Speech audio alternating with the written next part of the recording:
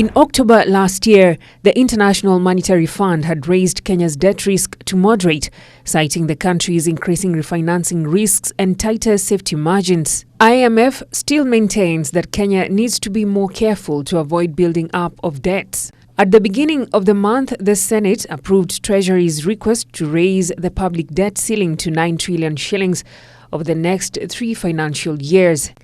This was after the National Treasury proposed to place a ceiling on public debt at an absolute figure of 9.1 trillion shillings, a move from the 50% GDP threshold the government has continuously failed to achieve.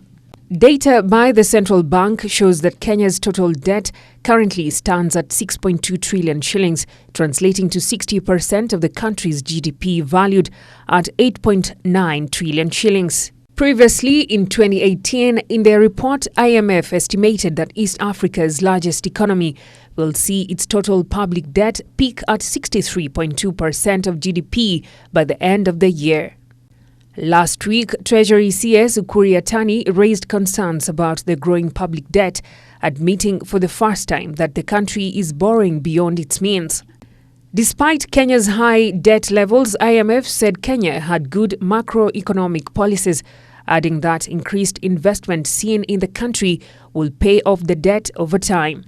Since its introduction in September 2016, the IMF and World Bank continuously pushed for a review of the Banking Amendment Act 2016, which capped loan charges at 4% above the prevailing 10% central bank rate.